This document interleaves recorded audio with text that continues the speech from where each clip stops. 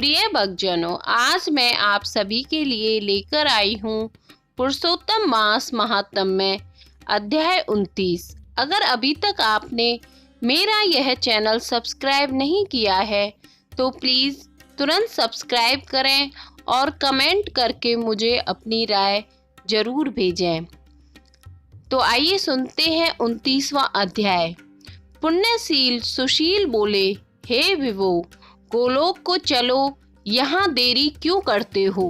तुमको पुरुषोत्तम भगवान का समीप्य मिला है।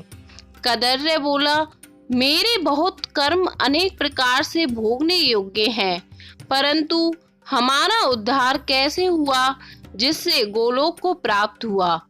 जितनी वर्षा की धारा है, जितने तृण हैं, पृथ्वी पर धूलि के कण हैं, आकाश में जितनी तारे हैं, उतने मेरे पाप हैं। मैंने यह सुंदर तथा मनोहर शरीर कैसे प्राप्त किया? हे हरि भगवान के प्रिय, इसका अति उग्र कारण मुझसे कहिए।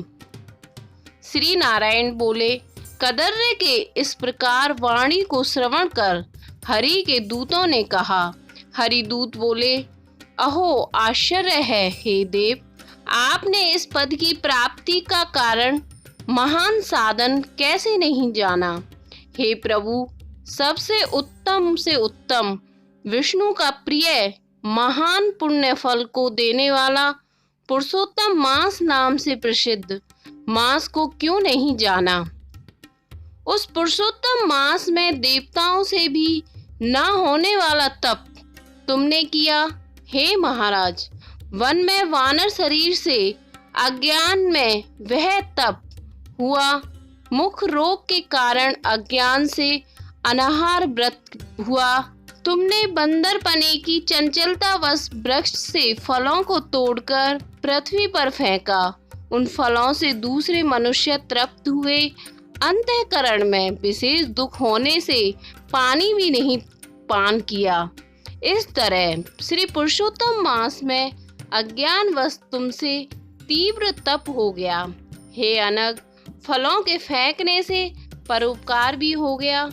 वन में घूमते घूमते शीत वायु घाम को सहन किया और श्रेष्ठ तीर्थ में, सुंदर महातीर्थ में 5 दिन गोता लगाया, जिससे श्री पुरुषोत्तम मास में तुमको स्नान का पुण्य प्राप्त हो गया। इस प्रकार तुम्हारे रोगी के अज्ञान से उत्तम तप हो गया। सो यह सब फल हुआ और तुमने इस समय अनुभव किया, जब बिना समझे पुरुषोत्तम मास के सेवन हो जाने से तुमको यह फल मिला, तो मनुष्य इस पुरुषोत्तम मास के उत्तम महत्व को जानकर श्रद्धा से विधि पूर्वक कर्म करे तो उसका तो कहना ही क्या है। तुमने अपना जो अर्थ साधन किया वैसा करने को कौन समर्थ है? पुरुषोत्तम भगवान को और कोई वस्तु प्रीति को देने वाली नहीं है। इस भारत खंड में अति दुर्लभ मनुष्य योनि में जन्म लेकर जो पुरुषोत्तम भगवान की सेवा करते हैं, जिस पुरुषोत्तम मास में एक भी उपवास के करने से मनुष्य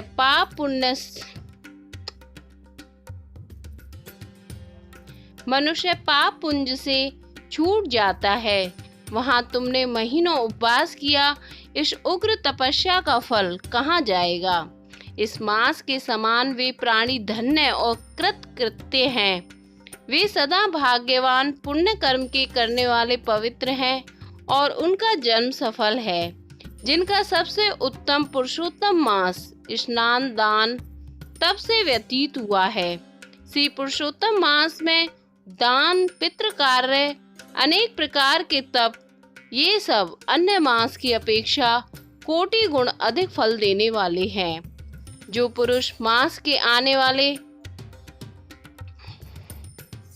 जो पुरुषोत्तम मास के आने पर स्नान दान से रहित रहता है, उस नास्तिक पापी सठ धर्मध्वज खल को अधिकार है। श्री नारायण बोले, पुण्यशील और सुशील से वर्णित अपने अदृष्ट को सुनकर चकित होता हुआ कदर्य प्रसन्न हो रोमांचित हो गया। तीर्थ के देवताओं को नमस्कार कर बाद में कालंजार पर्वत को नमस्कार किया और वन के देवताओं को तथा गुल्म लता वृक्ष को नमस्कार किया। बाद में विनय से युक्त हो विमान की प्रदक्षिणा कर मेघ के समान श्याम वर्ण सुंदर पीतांबर को धारण कर वह कदर्य विमान पर सवार हो गया। संपूर्ण देवताओं के देखते हुए गंधर्व आदि से स्तुत और किन्नर आदिकों से बार बार बाजा बजाए जाने पर इंद्र आदि देवताओं ने प्रसन्न होकर मंद पुष्प वृष्टि को करते हुए उसका आदर पूर्वक पूजन किया। फिर आनंद से युक्त योगियों को दुर्लभ गोप गोपी गोओं से सेवित रास मंडल से शोभित गोलोक को गया। जरा मृत्यु रहित जिस गोलोक में जाकर प्राणी शोक का भागी नहीं होता, उस गोलोक में यह चित्र शर्मा पुरुषोत्तम मास के सेवन से गया। व्यास से पुरुषोत्तम मास के सेवन से वानर शरीर छोड़कर जो भुजाधारी मुरली हाथ में लिए पुरुषोत्तम भगवान को देखकर बहुत प्रसन्न हुआ। श्री नारायण बोले, इस आश्चर्य को देखकर समस्त देवता चकित हो गए और श्री पुरुषोत्तम की प्रशंसा करते अपने अपने स्थान को गए। नारद मुनि बोले, हे तपोधन, आपने दिन के प्रथम भाग का कृत्य कहा। पुरुषोत्तम मास के दिन के पिछले भाग में होने वाले कृत्य को कैसे करना चाहिए? हे बोलने वालों में श्रेष्ठ, गृहस्थ के उपकार के लिए मुझसे कहिए, क्योंकि आपके समान महात्मा सदा सबके उपकार के लिए विचरण करते रहते हैं। श्री नारायण बोले, प्रातः काल के कृत्य को विधि पूर्वक समाप्त कर बाद में मध्याह्न में होने वाली संध्या का करके तर्पण को करें। देव, मनुष्य, पशु, पक्षी, सिद्ध, यक्ष, सर्स, दैत्य, प्रेत, पिशाच, नाग, ये सब जो अन्न की इच्छा रखते हैं वे सब मेरे से दिए गए अन्न को ग्रहण करें। फिर पंच महायज्ञ को करें, उसके बाद भूत बलि को करें और काक कुत्ता को श्लोक पढ़ते हुए बलि दें। इस प्रकार कहकर समस्त भूतों को पृथक पृथक बलि दें। फिर विधि पूर्वक आचमन कर प्रसन्न होकर श्रद्धा से अतिथि प्राप्ति के लिए गोदोहने के समय तक द्वार का अवलोकन करें। यदि भाग्य से अतिथि मिल जाए तो बुद्धिमान प्रथम वाणी से सत्कार करके उस अतिथि का देवता के समान पूजन करें और यथाशक्ति अन्न जल से संतुष्ट करें। फिर विधि पूर्वक सब व्यंजनपन से युक्त सिद्ध अन्न से निकालकर भिक्षु और ब्रह्मचारी को भिक्षा दें। सन्यासी और ब्रह्मचारी ये दोनों सिद्ध अन्न के मालिक हैं। इनको अन्न ना देकर भोजन करने वाला चंद्रायण व्रत करें। प्रथम सन्यासी के हाथ पर जल देकर भिक्षान दें तो वह भिक्षान मेरु पर्वत के समान और जल समुद्र के समान कहा गया है। सन्यासी को जो मनुष्य सत्कार करके भिक्षा देता है उसको गोदान के समान पुण्य होता है। इस बात को यमराज भगवान ने कहा है। फिर मौन होकर पूर्व मुख बैठकर शुद्ध और बड़े पात्र में अन्न को रखकर प्रशंसा करते हुए भोजन करें। अपने आसन पर अपने बर्तन में एक वस्त्र से भोजन नहीं करें। स्वयं आसन पर बैठकर स्वस्थ चित्त प्रसन्न मन होकर जो मनुष्य अकेले ही अपने कांसे के पात्र में भोजन करता है तो उसके आयु, प्रज्ञा, यश और बल ये चार बढ़ते हैं। दिन में सत्यम त्वर्तेन परिपंचामी, रात्रि में ऋतम व सत्येन परिपंचामी। इस मंत्र से हाथ में जल लेकर निश्चय कर घृत व्यंजन युक्त अन्न का भोजन करें। भोजन में से कुछ अन्न लेकर इस प्रकार कहें, भूपते नमः। प्रथम कहकर भुवन पते नमः कहें। भूतानाम पते नमः कहकर धर्मराज की बलि दें।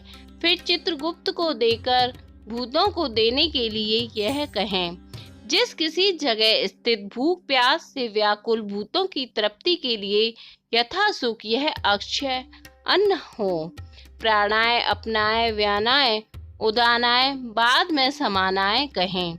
प्रणम प्रथम उच्चारण कर अंत में स्वाहा पद जोड़कर घी के साथ 5 ग्रास जिह्वा से प्रथम निगल जाएं, दांतों से ना दबाएं, फिर तन्मय होकर प्रथम मधुर भोजन करें। नमक के पदार्थ और खट्टा पदार्थ मध्य में, कड़वा तीखा भोजन अंत में खाएं। पुरुष प्रथम द्रव पदार्थ भोजन करें, मध्य में कठिन पदार्थ भोजन करें, अंत में पुनः पतला पदार्थ भोजन करें तो बल और आरोग्य से रहित नहीं होता। मुनि को 8 ग्रास भोजन के लिए कहा है। वानप्रस्थ आश्रमी को 16 ग्रास भोजन के लिए कहा है। गृहस्थ आश्रमी को 32 ग्रास भोजन कहा है और ब्रह्मचारी को अपरिमित ग्रास भोजन के लिए कहा है। द्विज को शास्त्र के विरुद्ध भक्ष्य, भोज्य आदि पदार्थों को नहीं खाना चाहिए। शुष्क और बासी पदार्थों को विद्वानों ने खाने के अयोग्य बतलाई हैं। घृत दूध को छोड़कर अन्य वस्तु से शेष भोजन करें।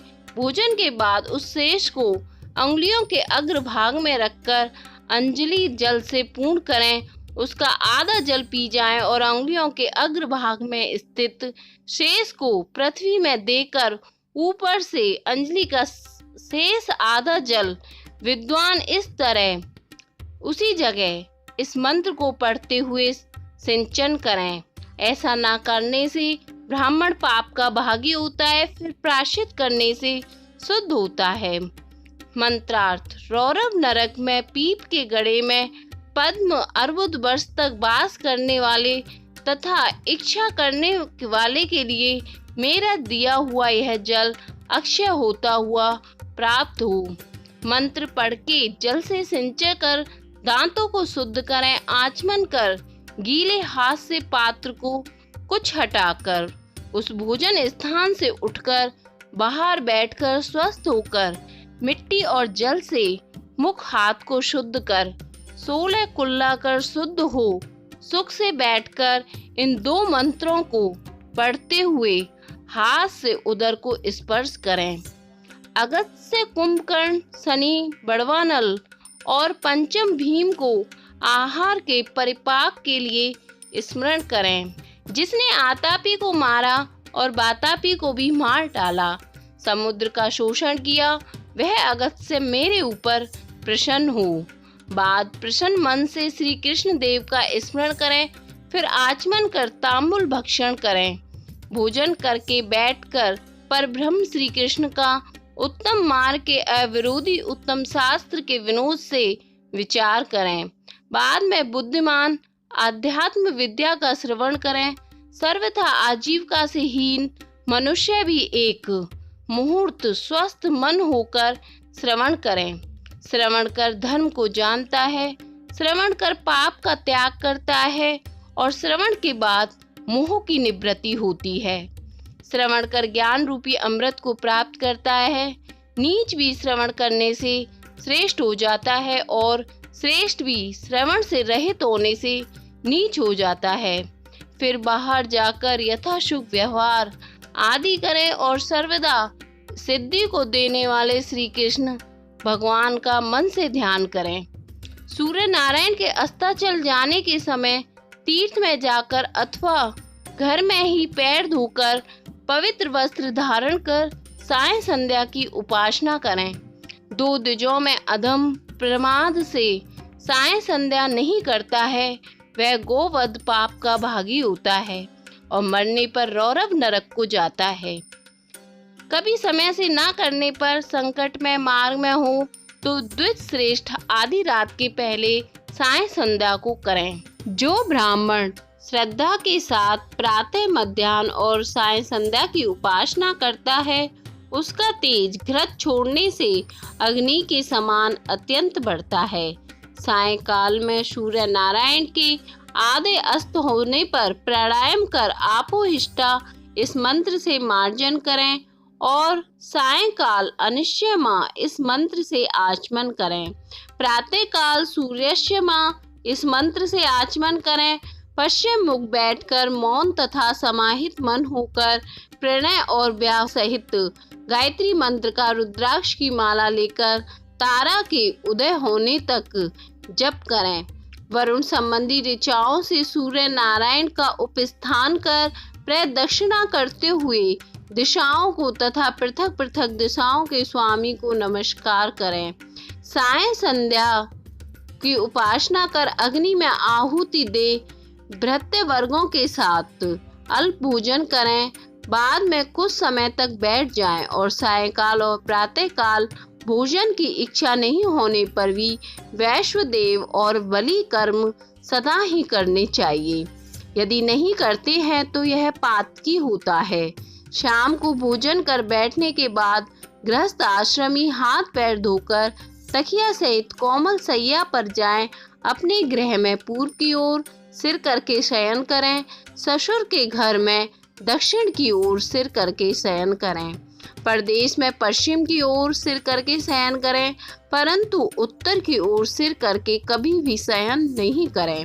रात्रि सूक्त का जप करें और सुख साई देवता का स्मरण कर अविनाशी विष्णु भगवान को नमस्कार कर स्वस्थ चित्त हो रात्रि में शयन करें। अगस्त्य, माधव, महाबली, मुचुकुंद, कपिल, आस्तिक मुनि ये 5 सुखसाई कहे गए हैं। मांगलिक जल से पूर्ण घट को सिर के पास रखकर वैदिक और गरुड़ मंत्रों से रक्षा करके शयन करें। ऋतु काल में स्त्री के पास जाएं और सदा अपनी स्त्री से प्रेम करें। व्रती रति की कामना से पर्व को छोड़कर अपनी स्त्री के पास जाएं। प्रदोष और प्रदोष के पिछले प्रहर में वेद अभ्यास करके समय व्यतीत करें। फिर 2 पहर शयन करने वाला ब्रह्म तुल्य होने के योग्य होता है। यह सब प्रतिदिन के समस्त कृत्य समुदाय को कहा गया है। गृहस्थ आश्रमी भली भांति इसको करे और यही गृहस्थ आश्रम का लक्षण है। अहिंसा, सत्य वचन, समस्त प्राणी पर दया, शांति, यथाशक्ति दान करना गृहस्थ आश्रम का धर्म कहा गया है। पर स्त्री दूसरी स्त्री से भोग नहीं करना, अपनी धर्मपत्नी की रक्षा करना, बिना दी हुई वस्तु को नहीं लेना, शहद मांस को नहीं खाना। यह 5 प्रकार का धर्म बहुत शाख वाला, सुख देने वाला है। शरीर से होने वाले धर्म को उत्तम प्राणियों को करना चाहिए। श्री नारायण बोले, संपूर्ण वेदों में कहा हुआ यह उत्तम चरित्र गृहस्थ आश्रम का लक्षण है। हे मुने, इसको लक्षण के श्लोक के हित के लिए संक्षेप में लक्षण के साथ आपसे मैंने अच्छी तरह से कहा है। इति पुरुषोत्तम मास महात्म्य संपन्न।